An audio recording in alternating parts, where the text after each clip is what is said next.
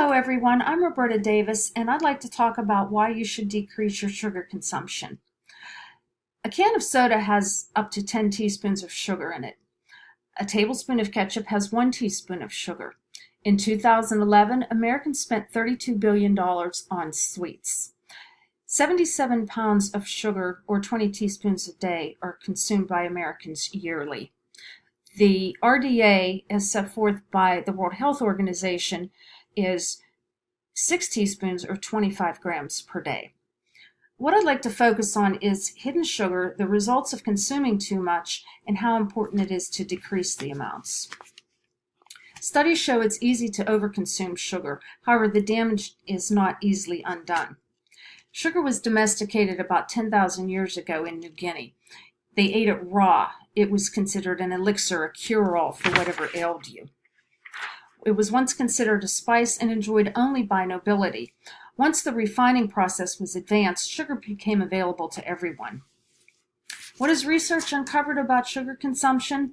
Well, studies done by the American Heart Association determined that fat was the main cause of artery-clogging cholesterol. And scientific advisory boards underwritten by the food industry claimed fructose is a natural product. Richard Cohen, in National Geographic article Sugar Love, A Not-So-Sweet Story, tells us the end result is far from natural because of the way it is produced. In the late 90s, things began to change. The magnitude and frequency of fructose consumption included in snacks was a factor. The national BMI was growing. As more research was done, the prior research was looked at again. 2 studies done in the early 90s, one in the US, one in the UK, implicated fructose to obesity. Overuse of fructose was leading the national metabolism towards fat storage. In an interview with Dr. Joe Dohar, a pediatric surgeon at Children's Hospital Pittsburgh, he states that sugar is the body's preferred food for energy.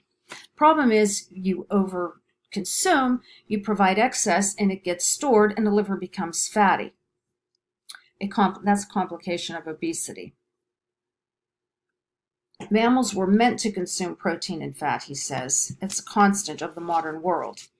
He also says we are driven by sugar in our diet. The problem is it's cheap. Dr. Joe says to take a broader approach to the whole diet. At the end of the day, kids like it.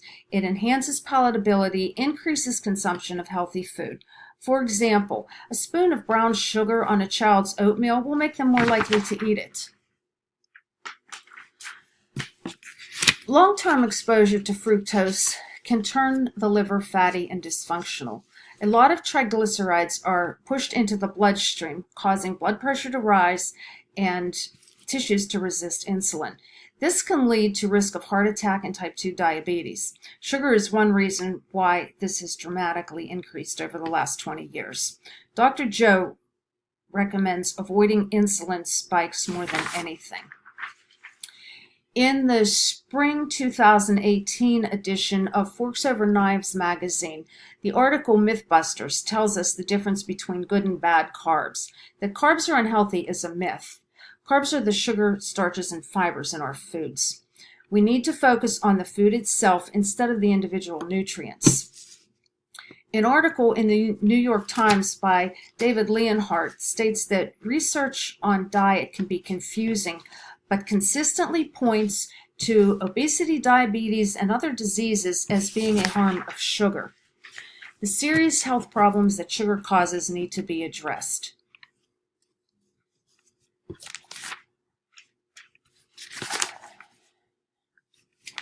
With that, rather than agonize over sugar content in all your food, you just need to watch the added sugar.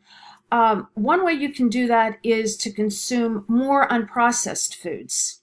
Some other tips are make your own breakfast, redo your pantry, eliminate soda, and reduce your portions. I hope this helps you to think about the long-term health effects of consuming too much sugar.